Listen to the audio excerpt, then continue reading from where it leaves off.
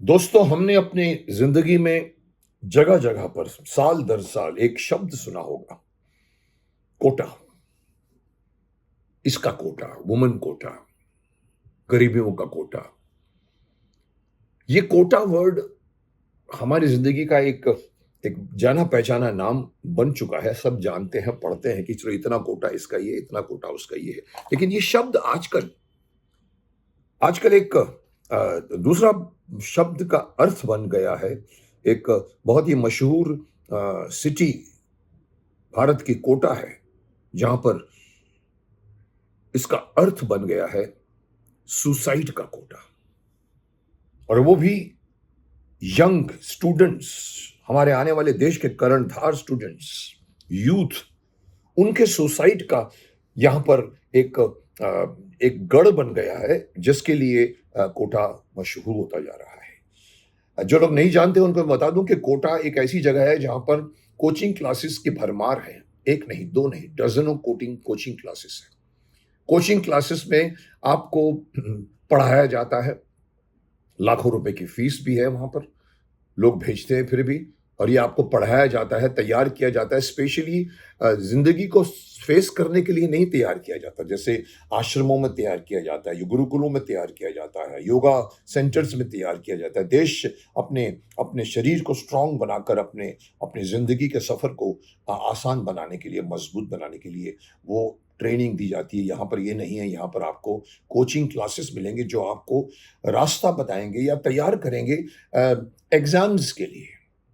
खास तौर पर जैसे नीट करके, जैसे जैसे मेडिकल कॉलेजेस में एडमिशन्स देने के लिए आपको जो टेस्ट करना पड़ता है, वो टेस्ट को कैसे पास करेंगे, उसके अंदर कैसे तैयारी करनी चाहिए।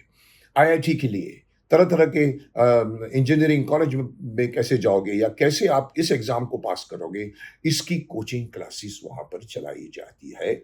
आज से नहीं, सालों सालों से चलाई जाती है। और ये सुसाइड आज नहीं हो रहे हैं, सालों से हो रहे हैं। क्यों हो रहे हैं? क्योंकि वहां का जो बच्चा जाता है, वो माँ बाप उसको भेजते हैं, जाके पढ़ो और देख कर आओ कि तुमको इस एग्जाम में पास होना बहुत जरूरी है, क्योंकि तुम्हें इस कॉलेज का एडमिशन, खास तौर पर मेडिकल कॉलेजेस का एडमिशन आपको लेना है। तो बच्चे, आप वहां जाओ और उनके बीच में रहो और बढ़ो। वो आपको बताएंगे कि किस तरह से आपको इस चक्रव्यूह का रास्ता ढूंढना है, या इसको आपने क्रॉस करना है। बच्चा बेचारा 10-20 साल का भी नहीं होता, वहां जाता है, लोगों के बीच में रहता है, स्टूडेंट्स के बीच में रहता है। कोचिंग क्लासेस की भरमार होती है। पूरे शहर में कोचिंग क्लास ही सबसे बड़ी प्रायोरिटी, सबसे बड़ी एक एक यूएसपी रहती है उस सिटी की।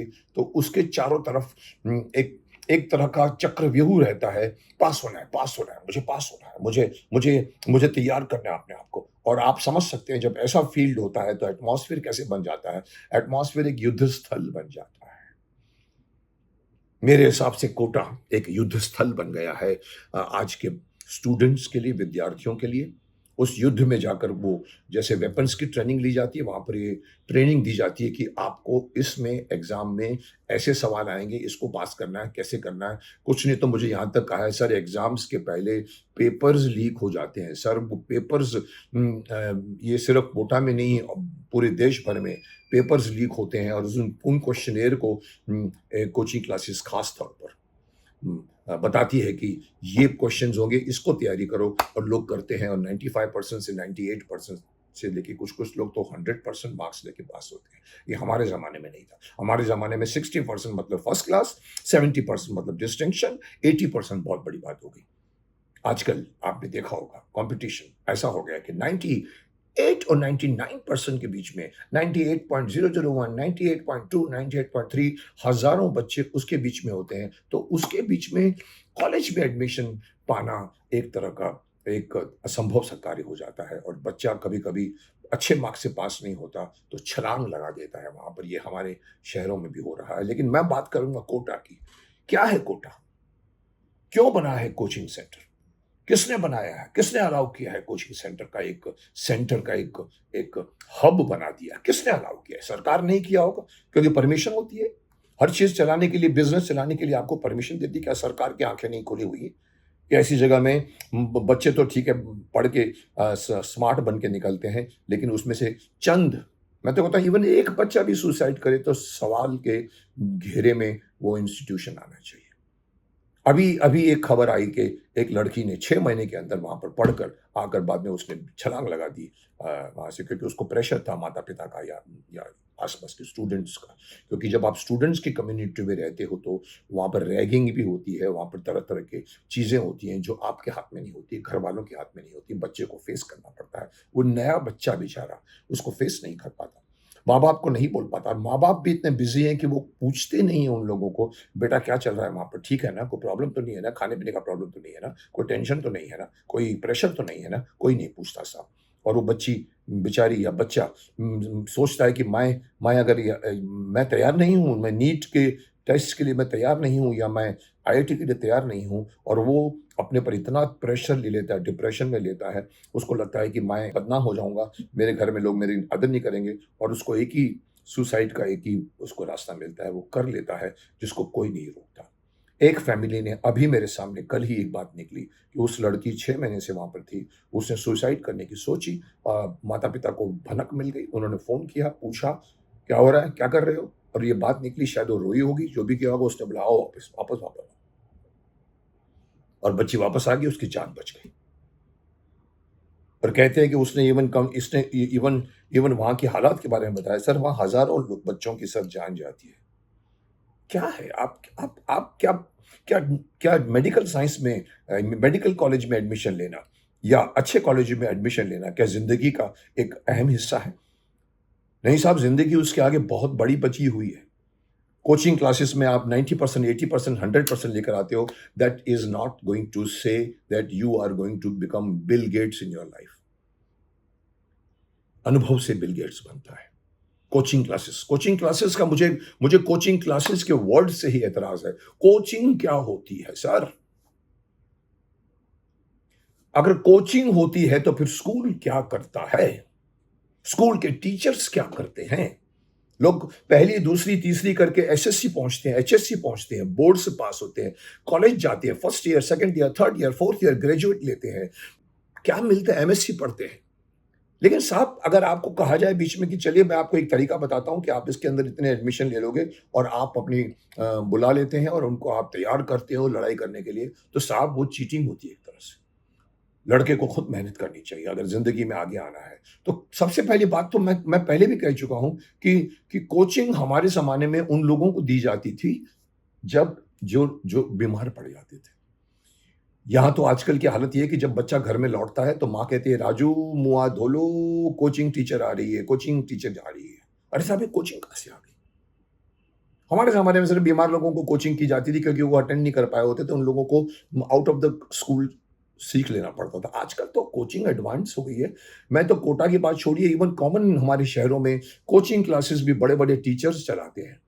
खुद की उनकी कोचिंग क्लासेस होती है। मुझे किसी ने बताया, सर उसमें अगर एडमिशन नहीं लो ना, तो आपको एग्ज़ाम में कम मार्क्स मिलेंगे क्योंकि उस टीचर की उसके अंदर से होती है।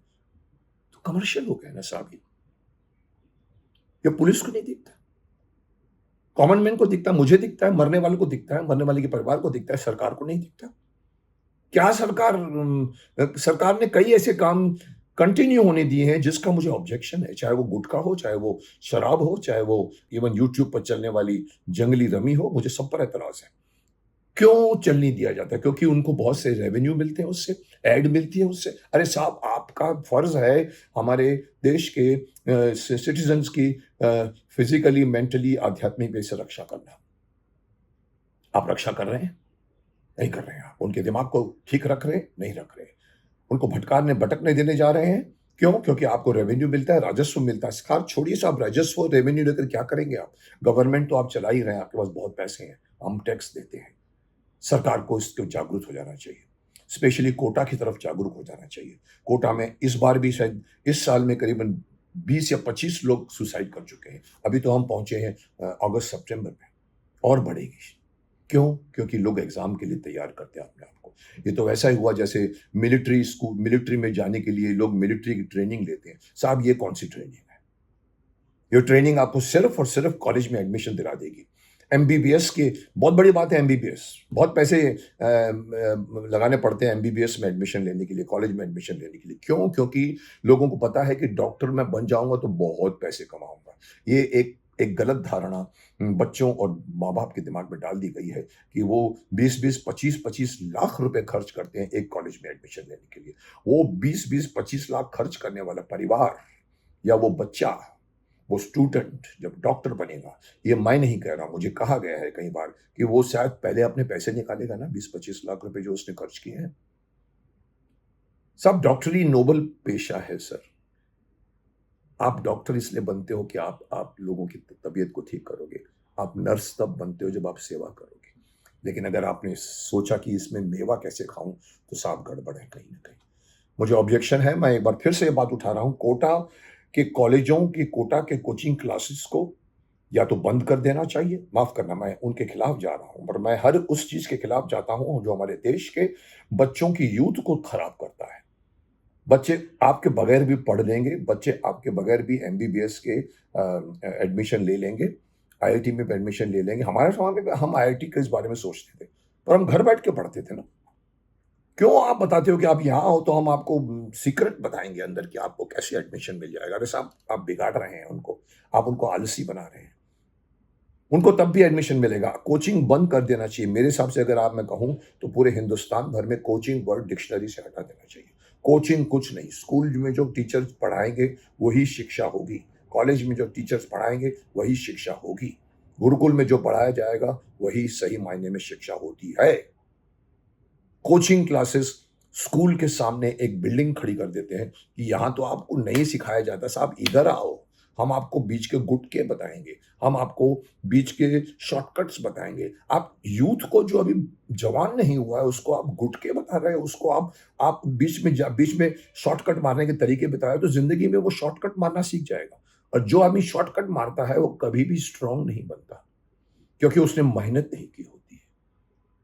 लगने तो उसको घर बैठ के भले रात रात भर पड़े, माँ बाप का साया रहता है उनके ऊपर, लेकिन एक बच्चा कोटा में जाके स्टूडेंटों के भरमार जमात के बीच में हॉस्टल में रहकर 3 साल 2 साल रहता है, माँ बाप से अलग रहता है, भाई बहनों से अलग रहता है, दोस्तों से अलग रहता है। वो बच्चा अगर प्रेशर में आएगा तो कूदेगा वो बिल्डिंग के ऊपर से। और माँ बाप को भी मैं कहना चाहता हूं, क्यों भेजते हो आप अपने बच्चों को वहां पर? छोड़ दीजिए आपको कमाई का, कि आपके ये बच्चा आपको कमा के देगा। अरे आप कमाइए ना, आपका फर्ज बच्चे की जान को बचाना है, आपका फर्ज बच्चों के मरने नहीं देना है। क्यों देते हैं आप उन लोगों को ये एक तरह का एक प्रेशर? जाओ वहां पर पढ़ो, पढ़ के आओ। आते नहीं बेचारे वो। एक परिवार एक अपना अपना एक सहारा खो देता है। किसी किसी का एक ही लड़का होता है, जिंदगी का सबसे बड़ा उनका सहारा होता है, वो आत्महत्या कर लेता है, जो अपने आप में सबसे बड़ा जुर्म है, कायरता है। लेकिन वो बच्चा क्या करे? माँ बाप उसके साथ नहीं है, दोस्त उसके साथ नहीं है, उनका मजाक उड़ाने वाले दोस्त हैं। अरे तू क्या पास होगा, हम इतना लेंगे, होता होगा, मैं समझता हूँ, बिकॉज मैं भी स्कूल पढ़ चुका हूँ, कॉलेज पढ़ चुका हूँ, मैं ग्रेजुएशन पे ही मैं पोस्ट ग्रेजुएट भी कर चुका हूँ। मैंने देखा है कि एटमॉस्फेयर, मैंने पूना इंस्टीट्यूट में 2 साल बिताए हैं, मुझे पता है कि स्टूडेंट लाइफ क्या होती है। वैसे तो चल ही रही है, मैं उसका कुछ नहीं कर सकता, लेकिन सरकार कर सकती है। सरकार को कहिए और भी बहुत से काम हैं आपके करने के लिए, सिर्फ इलेक्शन जीतने का सिर्फ मकसद अपोजिशन पार्टी और ये जब जो हमारी सरकार चला रही है, उन दोनों के ज़िम्मे में सिर्फ एक ही लक्ष्य रह गया है कि हम कैसे कैसे उसको उतार दें और खुद बैठ जावें, या कैसे कुर्सी को पकड़ के रखें, कोई हमसे नहीं छीने। अगर सारी एनर्जी इसमें लगानी है तो बच्चे बेचारे कहाँ जाएंगे? इसलिए मेरी गुजारिश है कि या तो कोटा के सारे कोचिंग क्लासेस की तलाशी कोई ईडी की तरफ से उनकी पूरी जांच पड़ताल होनी चाहिए।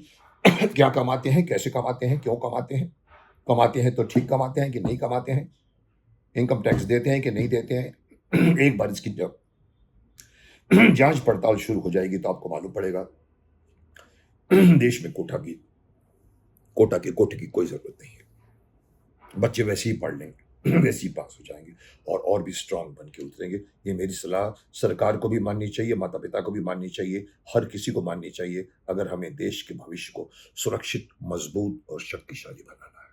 और अंत में मैं एक बात कहना चाहूंगा कि हम भूल रहे हैं कि हमारा देश एक युग में, एक समय शिक्षा का केंद्र रहा करता था।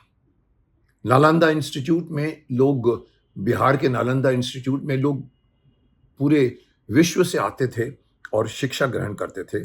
लेकिन आज ये कोचिंग क्लासेस चलाकर हम शिक्षा नहीं बाँट रहे हैं, हम एक डर बाँट रहे हैं, एक प्रेशर बाँट रहे हैं और कोचिंग जो होती है वो शिक्षा नहीं दे रही, सुसाइड करने के लिए एक प्रेशर दे रही है या बच्चों को गलत रास्ते पर चला रही है। इस बात का हमें अंदाज़ा होना चाहिए।